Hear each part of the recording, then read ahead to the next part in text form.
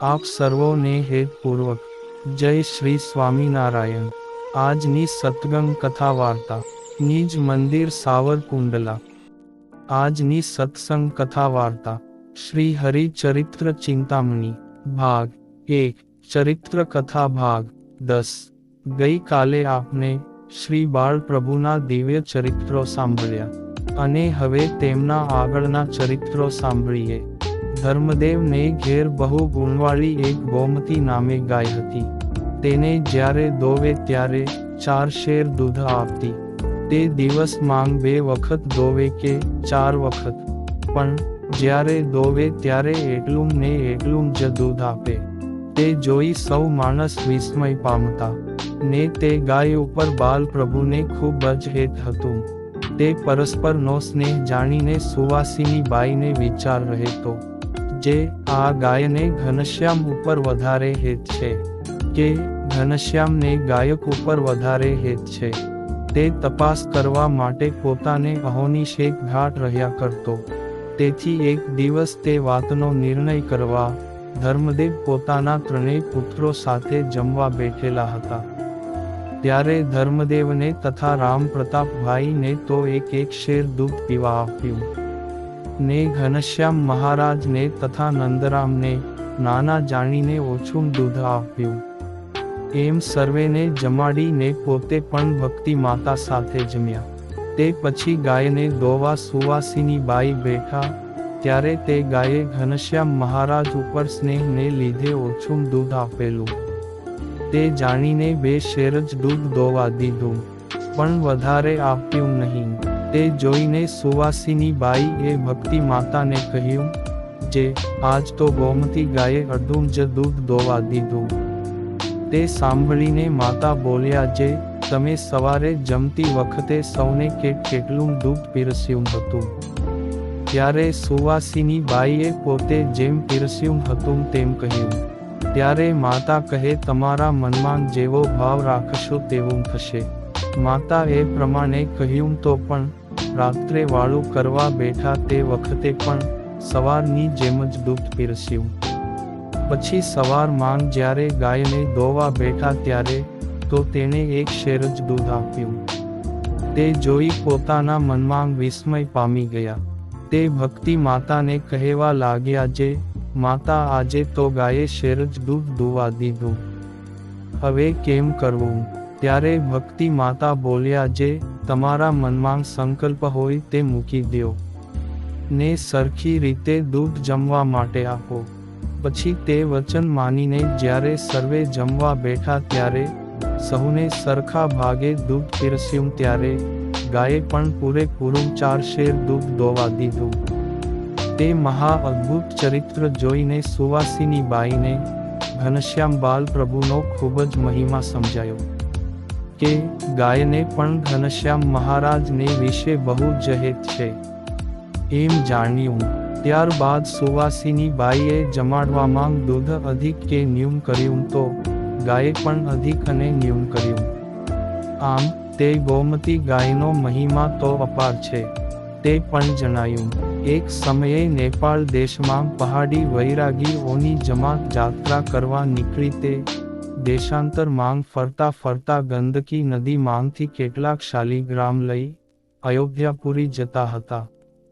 ત્યારે રસ્તામાં છપૈયાપુરને વિશે આવી, ત્યાંની ખાંપા તલાવડીને કાંઠે ઉતારો કર્યો, ને તે જમાત માંગ હાથી, ઘોડા, રથ, મિયાના, ડંકા નિશાન, ઊંટ, અબદાગરી, છત્ર વગેરે તથા તોપ, તીરભલા, તલવારો, કટાર, ગુપ્તી સાંગો, લાકડીઓ, ધોકા અને ચીપિયા આદિ હથિયાર, તથા ઠાકોરજીને દૂધ પાવા માટે ગાયો, તથા 10-20 ઠાકોરજીના સિંહાસનો, તથા ડેરા અને તંબુ, રાવટીઓ, આજે ઘણો સામાન હતો। અને તે બધી જમાતો વિવિધ ટુકડાઓમાં અલગ અલગ જગ્યાએ ઉતારો કરી રહી હતી। તે જમાતોને જોવા સારું બાલપ્રભુ ઘનશ્યામ પોતાના સખાઓ તથા ભાઈઓની સાથે તલાવડી ઉપર ગયા। તે સમયે કેટલાક વૈરાગીઓએ ગામમાં આવી ધર્મદેવનું નામ પૂછતા થકા આંગણામાં આવીને બોલ્યા, જે ધર્મદેવ કોનું નામ છે? ત્યારે ધર્મદેવે કહ્યું કે સારું. ત્યારે તે વૈરાગીઓ બોલ્યા, જે અમે 1000 વૈરાગીઓ છીએ, તે સૌ માટે પાક્કા સીધા અપાવો.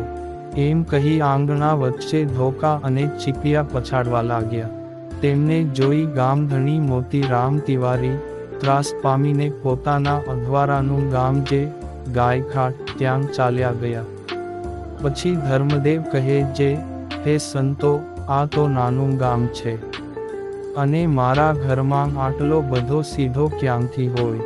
પણ તમે બેસો, જેટલી મારાથી તમારી સેવા થશે તેટલી સેવા કરીશ. તે સાંભળીને ખાખી વૈરાગીઓ બોલ્યા કે અમે તો તમારું ખૂબ જ મોટું નામ જાણીને આવ્યા છીએ, માટે બધાયને સીધા આપો, અમે તો તમને ઓળખીએ છીએ. તે સાંભળી ધર્મદેવ અંતરમાં ચિંતા કરવા લાગ્યા કે હવે કેમ કરીશું? મોતીરામ તિવારી તો નાસી ગયા, નહીં તો ગામમાંથી સીધો ઉઘરાવીને આ જમાતને આપત. ત્યારે ઘનશ્યામ પણ સખાઓ સાથે જમાત જોવા ગયા હતા. આવી રીતે ચિંતા કરતા થકા ધર્મદેવ ઓસરીની કોર ઉપર બેઠા. ત્યારે ઘનશ્યામ મહારાજે અંતર્યામીપણે પોતાના પિતાની ઉદાસીનતા જાણી ને તત્કાળ મોટાભાઈ તેમજ સખાઓ સહિત ઘેર આવ્યા ને બોલ્યા કે હે દાદા, તમે શા માટે આવડી ચિંતા કરો છો ને તમારે બીજાનું શું કામ છે? આપના ઘર માંગથી બધાયને પૂરું પડે એટલો સીધું સામાન આપો ને જુઓ, આપના ઘર માંગથી જે જોઈએ તે નીકળશે. એવું સાંભળીને ધર્મદેવને હિંમત આવી. તે સુવાસીની બાઈએ સાકર, ઘી, આટો, ચોખા, દાળ વગેરે જે સામાન સીધામાં જોઈએ તે સર્વે લાવીને ધર્મદેવની સમીપે મૂક્યો. ત્યારે તેમાંથી વૈરાગીઓને જેટલું જોઈતું હતું તેટલું સીધું તેમના માગવા પ્રમાણે આપ્યું, તો પણ ખૂટ્યું નહીં. ને જેટલું સુવાસીની બાઈએ ઘર માંગથી લાવીને બહાર સીધું મૂક્યું હતું તે તો એમનેમ જ હતું. તે વૈરાગીઓ સીધું સામાન લઈ રાજી થયા થકા પોતાને ઉતારે જઈ રસોઈ કરી ઠાકોરજીને થાળ જમાડી ને પોતે પણ સર્વે જમ્યા. પછી સાંજના સમયે ધર્મદેવ પોતાના 2 પુત્રને સાથે લઈને બીજા કેટલાક માણસો સાથે તે જમાતની ખબર કાઢવા સારું ગયા. એટલે તે સર્વે વૈરાગીઓ રાજી થઈને બોલ્યા, જે ધર્મદેવ, તમારા ઘરના જેવું સીધું અમને કોઈ ઠેકાણેથી મળ્યું નથી, માટે આ તમારા પુત્ર કોઈક ઈશ્વર છે, માટે તે અમે આટલા વૈરાગીઓ છીએ. તે અમે સર્વોને સીધા આપવાની હિંમત તમને આપી ને ઘર માંગથી પણ થોડા સીધાનો સામાન લાવીને તમારી સમીપે મૂક્યો હતો. તેમાંથી તમે અમને મનગમતા સીધું સામાન આપ્યા, તો પણ જે વાસણ માંગ જેટલું સીધું સામાન ભરેલું હતું તેટલું ને તેટલું જ ભરેલું હતું. તે જોઈને અમે તો આશ્ચર્ય પામી ગયા. માટે આ તમારા પુત્ર જરૂર કોઈ ઈશ્વરીય અવતાર છે. એમ કહીને સન્માન સાથે આસન આપીને બેસાડ્યા. પછી ત્યાંથી ઉઠીને જમાત માંગ સૌને જોતા જોતા આગળ બીજા વૈરાગીઓ હતા તેમને પણ મળ્યા અને તે સૌએ ધર્મદેવનો ઊંચા સ્વરે કરીને જય જયકાર કર્યો. તેવામાં એક વૈરાગી વ્યાધ્ર ચર્મ ઉપર પોતાની તલવાર ઘસતો હતો. તે જોઈને ઘનશ્યામ મહારાજ બોલ્યા, જે દાદા, આ વાઘ ચર્મ અમને અપાવો. ને તે સાંભળી વૈરાગી કહે, એ લડકા ક્યાં બોલતા હૈ? ત્યારે ધર્મદેવે કહ્યું, એ તો વાઘ ચર્મ માંગે છે. ત્યારે વૈરાગી કહે કે ચર્મ કા તો 300 રૂપિયા લગતા હૈ. તે સાંભળી ઘનશ્યામ મહારાજે જાણ્યું કે આ તો મહા અભિમાની છે, માટે ત્યાગી થઈને આવું અભિમાન રાખે તે ઠીક નહીં. એટલામાં તત્કાળ પોતાની ઈચ્છાથી એ વાઘ ચર્મ માંગથી મહા મોટો વાઘ થઈ ગયો. ત્યારે તે વૈરાગી બોલી ઉઠ્યો કે ઓ બાપરે, આ વાઘે મને ખાધો. પછી તે જોઈને બીજા સર્વે વૈરાગીઓ પણ પોતાના આસનો પડતા મેલીને તત્કાળ ચારે તરફ ભાગવા માંડ્યા અને છિન્ન ભિન્ન થઈ ગયા. પછી ઘનશ્યામ મહારાજે સૌને પાછા બોલાવીને ધીરજ આપી અને કહ્યું, જે અહીંયા આવો, તમને કોઈને આ વાઘ મારશે નહીં. એ તો અભિમાનીઓને અર્થે છે. તેવું સાંભળીને તે અભિમાન કરનારો વૈરાગી છેવટે ઊભો રહી નમસ્કાર કરીને બોલ્યો, હે ઘનશ્યામ, મારા અપરાધ ક્ષમા કરી. એ વાઘને તમે દૂર કરો. ત્યારે દયાળુ એવા શ્રી હરિએ તે વાઘને ઈશારો કરી રજા આપી. તે તત્કાળ ત્યાંથી મોટી ફાળો ભરતો જંગલમાં નાસી ગયો. તે જોઈને સૌ વૈરાગીઓ તથા તે અભિમાની વૈરાગી પણ પોતાના મનનો ત્યાગ કરીને બાળ પ્રભુના ચરણમાં માથું મૂકી અતિ નિર્માની થઈને સ્તુતિ કરવા લાગ્યો. જે હે ધર્મદેવ, આ તમારા પુત્ર તો સાક્ષાત અમારા ઈષ્ટદેવ શ્રી રામચંદ્રજી છે. તે પછી ધર્મદેવે તે સૌનો સત્કાર કર્યો અને તે વૈરાગીઓ પોતપોતાની જમાતને લઈને ત્યાંથી ચાલ્યા તે અયોધ્યાપુરી ગયા અને ધર્મદેવ પણ પોતાના પુત્રોને લઈ ઘેર આવ્યા અને બનેલી બધી વાત ઘરના માણસોને તથા પૂરવાસીઓને કરી. તે સાંભળી બધા આશ્ચર્ય પામ્યા. એક દિવસ ધર્મદેવ ધ્યાન કરવા સારું બેઠા, ત્યારે અંતઃકરણમાં મૂર્તિ ન દેખાતા બાળ સ્વરૂપ ભગવાન જે પોતાના પુત્ર ઘનશ્યામ દેખાવા લાગ્યા, ત્યારે તે મૂર્તિ વિસારી દેવા માટે ભગવાનને કેટલી પ્રાર્થના કરી, પણ તે વિસરી નહીં. તેથી મનમાં મૂંઝવણ થવા લાગી, જે આજ કેમ આ ભગવાનની મૂર્તિ દેખાતી નથી? તે મારાથી કંઈ ભૂલ થઈ ગઈ હશે. એમ ઉદાસ થયા થતા ધ્યાન પડતું મેલીને ભાગવતજીનો પાઠ કરવા લાગ્યા. તેને કેટલીક વાર થઈ ત્યારે હસીને બોલ્યા, જે હે દાદા, તમે માતા પિતાએ મારા જેવા પુત્રને અર્થે દેવતાઓના કેટલા હજાર વર્ષ સુધી તપ કર્યું હતું, ત્યારે હું તમારા ઘરે અવતાર ધરીને આવ્યો. તે આ મૂર્તિ તમારા પુત્ર ભાવને પામી છે, તો તમે શા માટે મૂંઝાવ છો? ને તમે આ મૂર્તિનું જ ધ્યાન કરો. એમ કહી પોતાનું મહા અલૌકિક ચતુર્ભુજ રૂપનું દર્શન કરાવ્યું ને પૂર્વના અવતારની સ્મૃતિઓ પણ કરાવી. તે ભાગવતનો પાઠ કરવો પડતો મેલી ધર્મદેવે બે હાથ જોડીને સ્તુતિ કરવા માંડી, હે પ્રગટ પરમાત્મા, હે દેવોના દેવ, તમે તો સ્વયં શ્રી પુરુષોત્તમ નારાયણ શ્રી હરિ છો. તે અમે તમારી માયા વડે કરીને અંજાયેલા એવા અજ્ઞાની મનુષ્ય છીએ. તે આપના પ્રતાપને જાણતા નથી અને તમારા ભગવાનપણાની પણ સ્મૃતિ રહી નથી. માટે હે મહારાજ, હવે પછી તમારા પુરુષોત્તમપણાની વિસ્મૃતિ ક્યારેય ન થાય અને તમારામાં મનુષ્યભાવ ન આવે, એવી કૃપા કરી અને માફ કરો. એક સમયે ઘનશ્યામ મહારાજ પોતાના દાદાની સાથે ગામ પિરોજપુર ગયેલા હતા.